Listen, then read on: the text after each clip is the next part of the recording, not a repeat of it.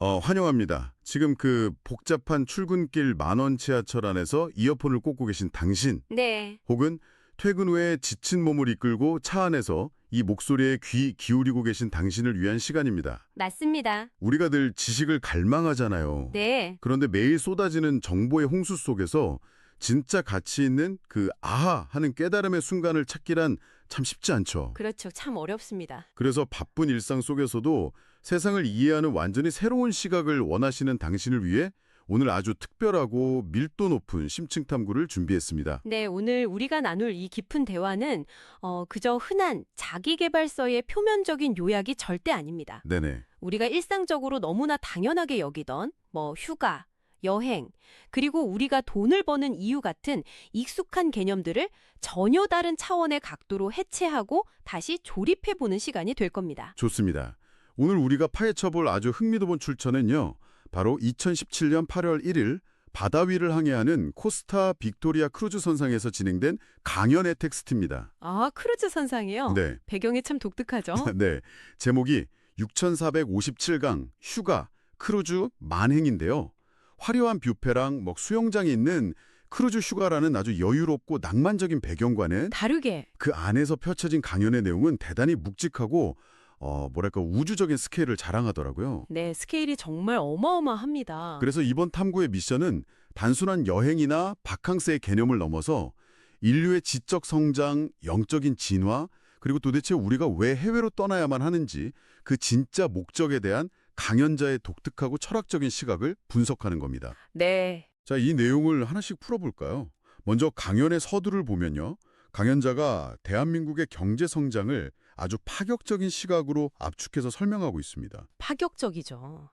단순히 우리가 가난을 극복했다 이게 아니라 5천 년 동안 고립되어 있던 역사를 불과 몇십 년 만에 깨버린 놀라운 성장이라고 표현하거든요. 네네.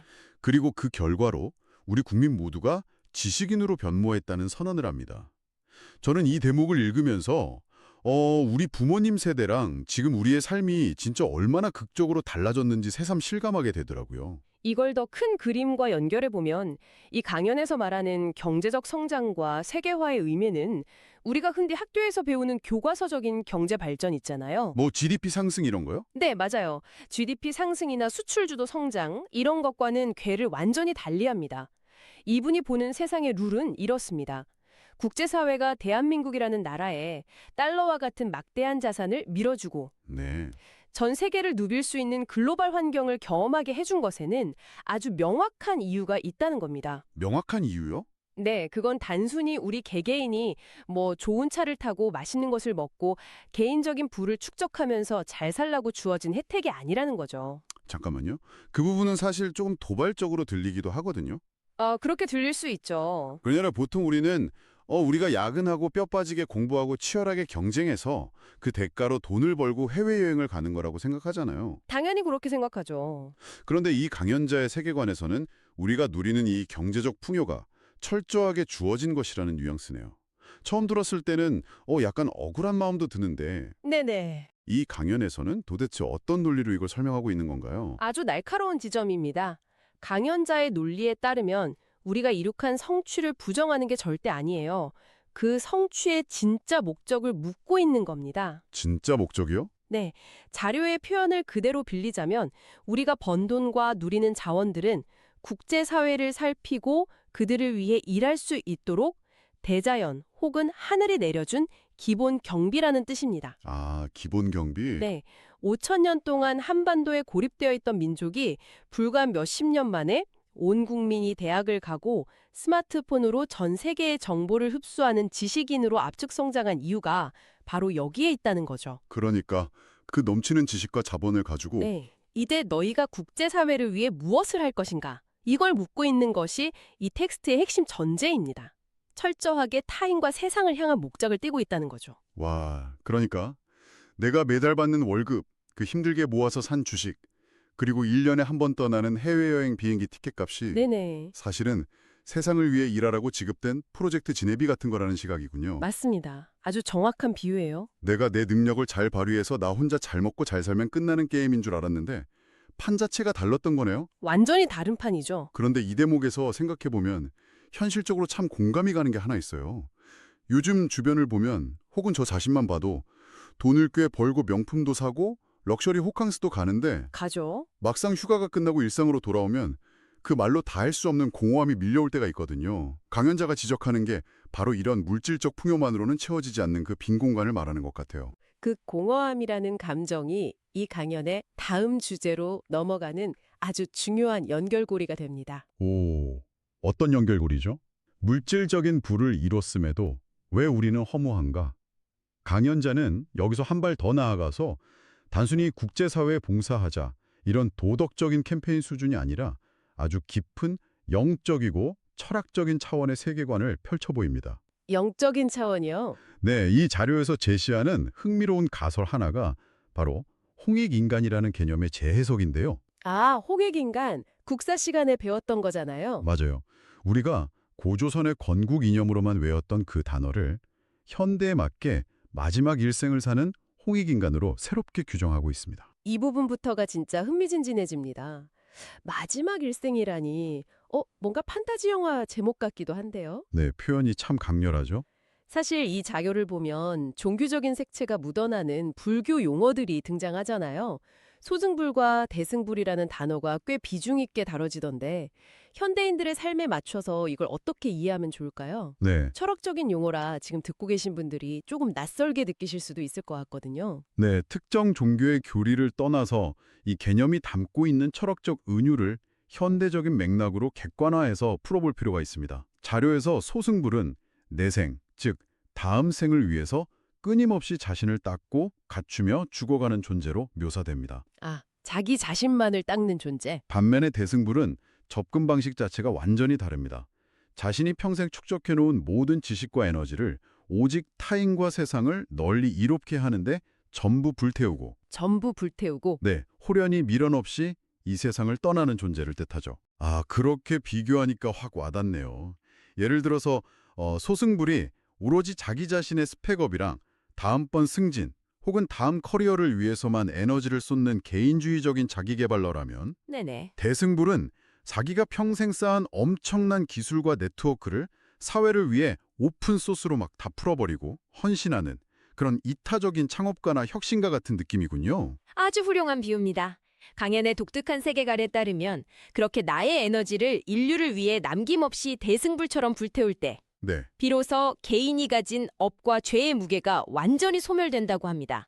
이기적인 욕망이나 죄책감이라는 무거운 짐이 다 타버리고 나면 영혼이 솜철처럼 가벼워져서 천상으로 올라가게 된다는 거죠. 영혼이 가벼워진다는 표현이 참 좋네요. 그리고 가장 하이라이트는 그렇게 가벼워진 영혼은 두 번 다시 이 무거운 육신을 뒤집어 쓰고 헤매는 윤회의 고리를 겪지 않는다는 대목입니다. 아, 윤회를 끊어낸다? 네, 강현재는 지금 이 시대를 살아가는 엄청난 지식과 인프라를 손에 쥔 사람들이 바로 이 세상에 두 번 다시 오지 않을 대승불들이며 네. 이들이 곧 후천시대의 진정한 홍익인간이라고 강력하게 주장하고 있습니다. 와, 지금 출퇴근길 지하철 안에서 혹은 모니터 앞에서 이 대화에 귀 기울이고 있는 당신, 어떠신가요? 참 많은 생각이 드실 겁니다. 지금 당신이 겪고 있는 이 치열한 삶, 때로는 지긋지긋한 월요병과 무거운 육신의 피로감이 사실은 당신의 영혼의 무게를 완전히 비워내기 위한 마지막 생의 거대한 과정일 수도 있다는 생각, 네. 정말 상상력을 자극하는 압도적인 세계관 아닙니까? 내가 축적한 에너지를 세상을 위해 불태우면 더 이상 윤회하지 않는다는 이 개념을 들으니까 오늘 하루의 무게감이 다르게 느껴지는 것 같아요? 그렇습니다. 그런데 말이죠. 이렇게 거창하고 장엄한 철학적 전제를 딱 깔아둔 뒤에 강연자가 아주 갑작스럽게 우리 현실에 뼈를 때리는 이야기를 꺼냅니다. 저는 이 자료 읽다가 이 대목에서 혼자 진짜 빵 터졌거든요. 아마 그 현대인들의 해외여행 행태를 적나라하게 묘사한 그 부분 말씀이시군요. 맞습니다. 사람들이 휴가를 간다고 해외에 나가서 어떻게 행동하는지 묘사하는 장면이요. 네네. 강연자가 말하길 우리가 해외로 나가야 하는 본질적인 이유, 즉 그 국제사회를 살필 명분을 전혀 모르니까 명분이 없으니까요. 괌이나 하와이 같은 휴양지에 가서 그냥 자빠져 있다가 오고, 참고로 이거는 자료에 있는 표현 그대로입니다. 자빠져 있다가 온대요. 네, 직설적이죠. 그리고 돌아와서는 남들한테 이번에 햇빛을 참 많이 받았어. 거기 바다 물결이 참 푸르게 좋더라. 이런 소리나 하고 있다는 거예요. 네. 솔직히 고백하자면 저도 지난 여름에 바닷가 가서 하루 종일 누워만 있다가 인스타그램에 파도 사진 잔뜩 올리고 돌아왔거든요. 많은 분들이 그러시죠. 저도 그렇고요. 강연자가 마치 제 뒷조사를 한 것처럼 아주 날카롭게 꼬집더라고요. 이 강연에 따르면 이런 평범한 휴가는 뭔가 단단히 잘못되었다는 거죠. 여기서 정말 흥미로운 점은 강연자가 여행부 자체를 우리의 목적이 아니라 단순한 덤이라고 규정한다는 사실입니다. 아, 덤이다. 메인이 아니라. 네. 우리에게 해외여행은 결코 즐기기 위한 주된 목적이 될 수 없고 반드시 가야 할 명분을 알고 가야 한다는 거죠. 명분. 여기서부터 아주 독특한 일종의 우주적 자본주의라고 부를 만한 경비의 법칙이 등장합니다. 우주적 자본주의요. 그 표현이 지금 이 상황에 딱 맞아 떨어지는 것 같네요. 뭐 대자연의 회계장부 같은 건가요? 비슷합니다. 강연 텍스트에 따르면 하늘 혹은 대자연의 시스템은 우리에게 주어진 경비, 그러니까 돈, 시간, 에너지 같은 것들을 우리가 어떻게 쓰고 있는지를 아주 철저하게 모니터링하고 있다고 합니다. 아, 계속 지켜보고 있다. 네. 우리가 받은 자원으로 바르게 명분 있는 일을 해야 한다는 거죠. 만약 우리가 앞서 말씀하신 것처럼 비싼 돈을 들여서 괌에 가서 그저 햇빛이나 쬐고 명분 없이 경비를 낭비해버리면 어떻게 될까요? 뭐 다음번 휴가 갈 돈이 부족해지겠죠. 대자연은 얘한테는 돈을 줘봤자 놀고 먹는데 다 써버리네. 돈을 또 줄까? 하고 평가한 뒤에 더 이상 그 사람에게 경비를 내려주지 않는다고 합니다. 와, 무섭네요. 반대로 우리가 경비를 쓰더라도 명분 있게 인류를 위하고 국제사회를 위하는 뜻있는 일에 에너지를 잘 쓴다면 자연은 더 큰 것을 찾으라면서 그 사람에게 더 막대한 경비와 에너지를 밀어준다는 것입니다. 와, 그 말씀을 들으니까 아까 제가 했던 스타트업 비유가 다시 떠올라요.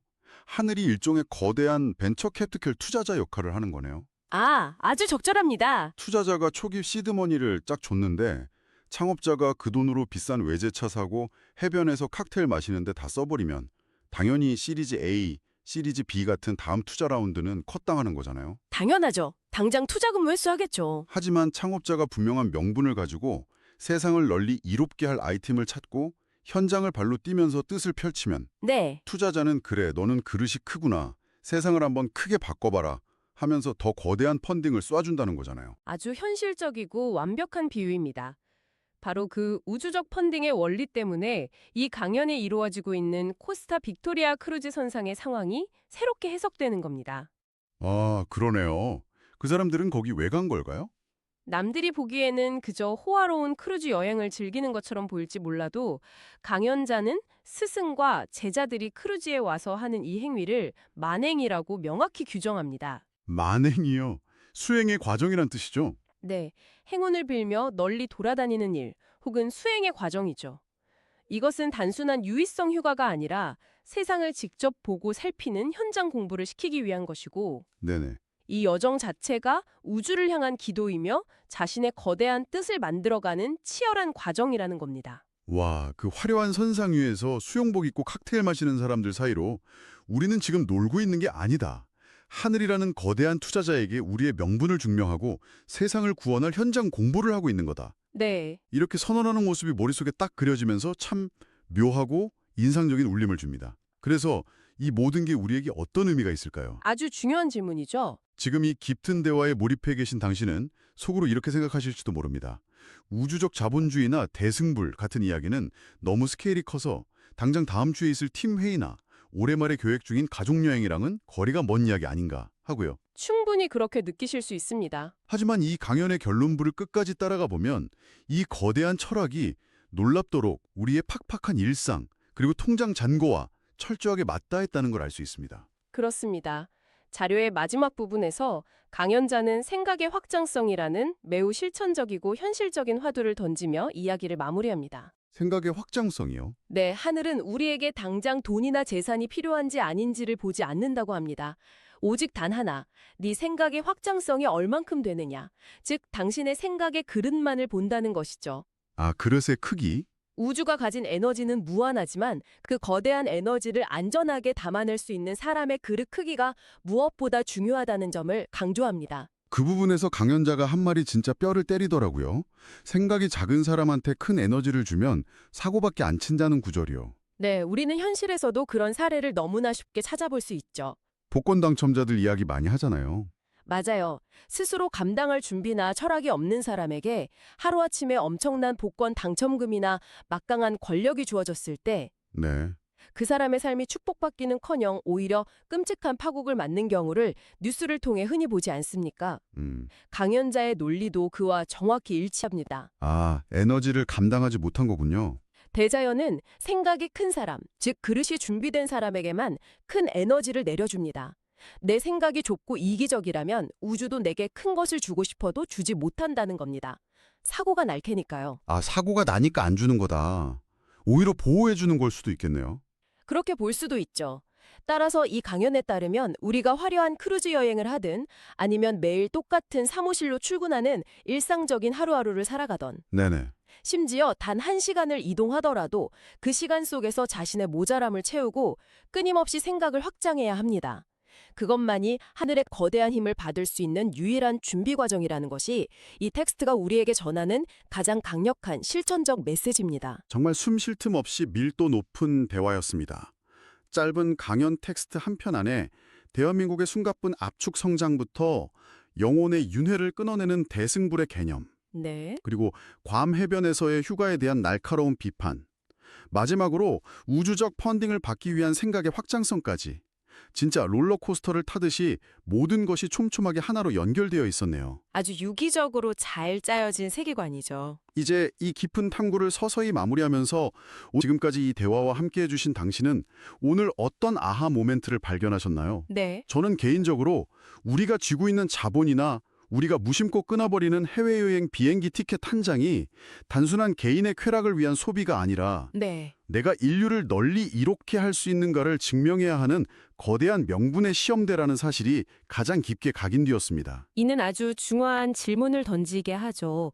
과연 지금 우리는 우주가 기꺼이 더 큰 에너지를 밀어주어도 될 만큼 우리 안의 생각의 확장성을 넓혀가고 있을까요? 그러게요. 혹시 우리는 그저 하루하루 월급에 묶여 소비만 하면서 다음 생의 편안함만을 대비하는 좁은 시야에 머물러 있는 것은 아닐까요? 아까 말한 소승불처럼요. 네, 아니면 비록 지금 당장은 평범한 직장인일지라도 이 한 번의 삶에서 내가 가진 모든 에너지를 타인과 세상을 위해 남김없이 불태우고 네. 육신의 굴레를 가볍게 벗어던질 대승불의 마음가짐으로 일상을 마주하고 있을까요? 결국 우리가 맞이할 미래의 크기는 우리의 명분, 그리고 그 명분을 오롯이 담아낼 수 있는 생각의 크기에 달려있다는 것이 오늘 자료가 남긴 묵직한 결론입니다. 이게 최전선에서 깨어있고자 하는 당신의 지적 호기심을 한 번 더 강하게 자극해 보겠습니다. 네. 일상으로 돌아가는 당신의 발걸음에 작은 그러나 깊은 파장을 일으킬 도발적인 생각거리 하나를 던져드리고 싶습니다. 들여보시죠.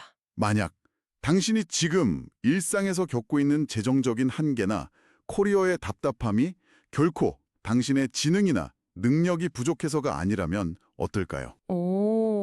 오늘 우리가 나눈 이 우주적 자본주의의 원리에 비추어 보았을 때 어쩌면 당신이 세상에 품고 있는 명분의 크기가 아직은 너무 작기 때문에 대자연이라는 거대한 투자자가 당신에게 다음 투자금 결제를 미루고 있는 것일 수도 있습니다. 아주 날카로운 관점이네요. 당장 내일 아침 피곤한 몸을 이끌고 10,000원 지하철을 타고 출근길에 오를 때 혹은 다음번 스트레스를 풀기 위해 해외여행 비행기 티켓을 결제할 때 곰곰이 상상해 보십시오. 네. 남들과 똑같아 보이는 당신의 그 평범한 행보가 어떻게 하면 당신의 마지막 영혼의 무게를 솜털처럼 가볍게 만들어줄 대승적인 목적과 연결될 수 있을까요? 생각의 확장이 필요한 시점이네요. 나 혼자 잘 쉬자는 작은 생각의 틀을 깨고 나와 명분의 크기를 확장하는 바로 그 순간 당신의 팍팍한 삶 위로 떨어져 내릴 우주의 거대한 에너지를 기대해 보셔도 좋을 것 같습니다. 그렇습니다. 당신의 세계관을 한 뼘 더 넓혀드리기 위해 준비한 오늘 저희의 심층 탐구는